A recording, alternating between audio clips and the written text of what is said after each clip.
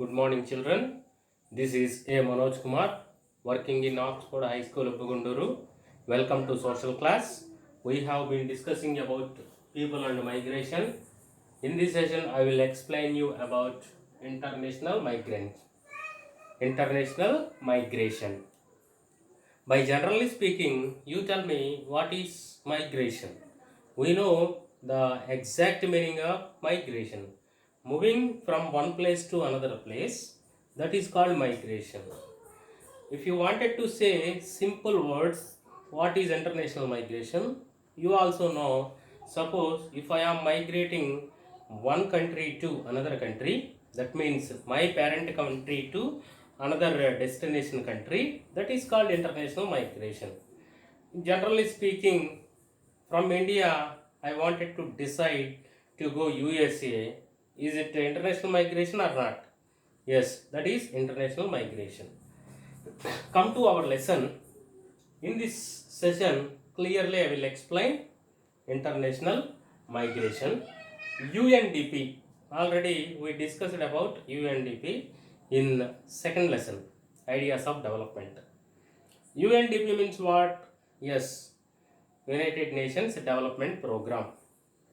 It is giving rankings reports regarding economies, regarding literacy levels, okay, regarding countries, okay, development, everything, regarding countries, economy, literacy. So based on that, UNDP announced rankings. That information already I explained you.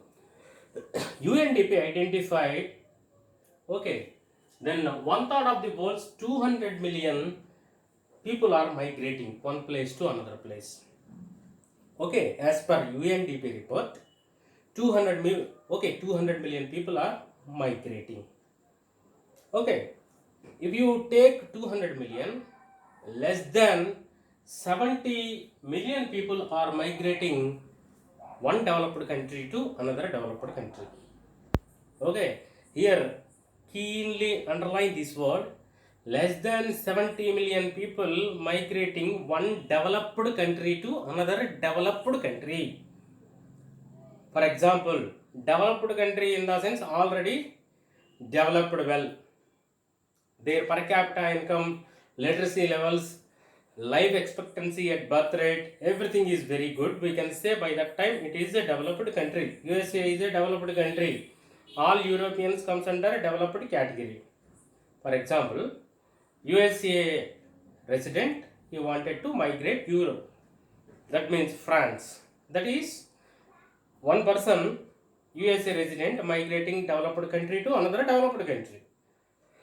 As per UNDP, how many people are like that? They are migrating 70, less than 70 million people are migrating. Okay, now do you understand? So that is given. Then if you see, if you come to our India, we can identify two types of international migrants. How many types of international migrants we can observe? Two types. One category people moving towards developed countries. Another category people moving towards Asian countries. Asian countries, sir. Our country is Asia. Why they are going to Asia, sir? Especially, okay, which Asia? Yes, West Asia. Okay, Iran, Iraq, Kuwait. These countries having oil resources, especially semi-skilled, unskilled people are moving to those countries. After earning some money, they are coming back to their parent country. Their parent country. Parent country means where the people are born. That is called parent country. Do you understand? Clearly, I will explain. See, international migration from India of two types. Just now I told you. International migrants of India, how many types? They have two types. So, first one, people with the technical skills and professional expertise. They are one category of people, they are going towards developed countries who are technically very sound, professionally expertise, okay, who finished MTech, who are having very good skills. Then software side somebody very good, those people are going to developed countries like USA, UK, France, Germany. They are going those countries. Another type, the second type of international migrants, unskilled and semi-skilled. Okay, so some people have physically fit. By that time, they will go industries and they will do industry work. Okay, they are unskilled people, but physically they are very good. That's why they are working in industries. Okay, those people are going to West Asia. Just now I told you West Asia. I will show you where West Asia is located. This is a world map. Okay, so here India is located. So this is the west part of India. Here, if you see here, Iran, Iraq, Saudi Arabia. This is Iran, Iraq, Saudi Arabia. These countries are called as West Asian countries.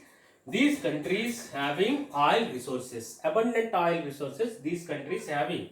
That's why semi-skilled and unskilled people are migrating to these West Asian countries. West of Asia, these countries are located. This is Asia, Asia east side, Asia west side. Do you understand? Yes. Just now I mentioned you who are having sound technical knowledge, that means good technical knowledge, and professionally they are very good, professional expertise. They are moving to America, then these European countries, Spain, France, Germany, Poland, they are moving to these developed countries. Do you understand? Okay. Next one, if you see, just now I told you, India migrants to countries such as UK and Canada, 1950s and 1960s were unskilled people. That means 1950s and 1960s, some people migrated to UK and USA. Those people are not professionally good. They are not professionally expertise. They are not technically sound. Okay, na? Who traveled, who migrated 1950s and 1960s, those people are not good at technically well, not good in professionally skilled. But they migrated to which countries? UK and USA. But after 1960s, then that system totally changed. The people who are migrating to USA and UK, they are professionally expertise people. Then technically sound people, they are going to USA and UK. I think you understood this point. Remember this point. Just in recent years, Indian professionals also go to countries such as Germany, Norway, Japan and Malaysia. Okay, na? So earlier 1950s and 1960s, mainly Indian people migrated to USA and UK. Nowadays, if you see, people are migrating to Germany, Norway, Japan and Malaysia. They are having good opportunities in Germany, Norway, Japan and Malaysia. They are earning good money, so that they are moving towards those countries. See, in 1950s, about 10,000 persons per year went to developed countries, but nowadays, 1990s, then 60,000 people are migrating per year. See here, differentiation you observe, 1950s, per year, 10,000 people migrating to various countries, but 1990s, then it has increased, 60,000 people are migrating per year. Do you understand? Then now coming to these semi-skilled and unskilled workers who are migrating to West Asia, those people are semi-skilled and unskilled. Just now I told you. Then these workers came back after a specific period depending upon the employment situation in the destination countries. Destination countries means, suppose I born in India, I wanted to decide to go Iran and Iraq, West Asian countries, that is a destination country. Okay, then based on the opportunities in Iran, I will stay some time. After that, I will pack up and I will coming back to my own country. Isn't it or not? Such a way, these unskilled and semi-skilled people are migrating to West Asian countries, after earning some money due to the situations, by seeing the situations of that country, they will come back to their parent country. Do you understand? Clear? I think so, everybody. Then during the last few decades, Saudi Arabia and UAE means United Arab Emirates, have been the major destination for most of the 3 million Indian workers in the West Asia. Very, very important. Once in examination, this bit given. See, during the last few decades, Saudi Arabia and UAE, United Arab Emirates, have been the major destination for most of the 3 million Indian workers in the West Asia. So, most of the Indian semi-skilled and unskilled people are migrating to Saudi Arabia and UAE. How many people migrated? Recently, 3 million Indian workers, they migrated. How many million? 3 million people migrating to Saudi Arabia and UAE. This is Saudi Arabia. See, this is Saudi Arabia. Do you understand? Okay, here UAE is located. Saudi Arabia. Okay, UAE. This is UAE, this is Saudi Arabia. How many people migrated to Saudi Arabia and UAE from India? 3 million people. Remember that one, very, very important. How many people migrated? 3 million people migrated. Okay, now that means that is the more major destination place for Indians. Many people are migrating to, okay, especially this UAE and Saudi Arabia. So nearly 3/5 of the workers going to West Asia from Kerala, Tamil Nadu and Andhra Pradesh. So if you see West Asia, most of the people, Andhra people and Tamil Nadu people and Kerala people, they are going to West Asia. Do you understand? These South Indian people are migrating to West Asia. After doing some work, some years, they are spending some time in especially West Asia. After that, they are coming back. Do you understand? So, a considerable section of these workers are engaged in construction projects, maintenance services, transport and telecommunications. So, in these, okay, so somebody having some skills in some areas, somebody having the skills in maintenance services, somebody having the skills in telecommunications. So, in that part, they are working and earning the money, who are migrating to West Asia. Then the families of the migrants is visible as they are able to pay back loans. Suppose if I am migrating to some place, what my family will look, they will look some money. Okay, already they taken some money from the landlords or else some, okay now, so bank or else somebody, they taken money, they are paying interest. If I send remittance, they will pay back that money, then they will purchase the assets, then totally their economy, family economy dependent on his son or daughter, isn't it or not? Okay na? Then afterwards, then economical condition also gradually develops.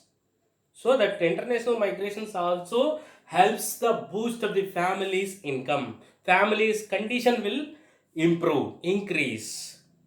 Now I told you, every year 3 lakh workers migrating to West Asia. In those 3 lakhs, 3/5 of the workers migrating from Andhra Pradesh, Kerala and Tamil Nadu. Here see, a study has shown that nearly 1/5 of the total income of Kerala is accountable for by the remittances sent by its workers from the West Asia. That means many people who are migrating from Kerala, they are sending remittances. They are working in West Asia and sending remittances to their families. Such a way, Kerala income is increasing year by year. Okay, na? 1970 per capita income of Kerala is very less when compared to national income. Their per capita income is less. Afterwards, if you take 1990, but their per capita income is increased when compared to national income, because these migrant workers who are migrated from Kerala, they are sending remittances so that their per capita income levels also increased. Who's I'm talking about Kerala. Okay, do you understand this one? Now I will explain you about the Immigration Act 1983. In general, you say you are observing some advertisements regarding this Immigration Act. What is embassy? Tell me. Suppose India, if you go all over the world, you can find India embassies. Suppose I wanted to migrate America. First, I will approach the Indian embassy which is located in America. Okay, then I will explain my details. I will show my passport and everything. Okay, they will note down everything, where I recruited, on which rules. Okay, they recruited me, that particular company recruited me. I will inform to Indian embassy. If I am a critical position by that time, who will help me? Embassies will help me. To help the migrant workers, for that purpose, this Immigration Act was made in the year of 1983. Which year Immigration Act was? Okay, so formed 1983. Immigration Act was made by the Indian government. Do you understand? Okay, na? So it is the India law governing migration and employment of Indians abroad. That is law governing act. Okay, now suppose any mistake done by somebody, then action will be taken. That is law governing body, Immigration Act.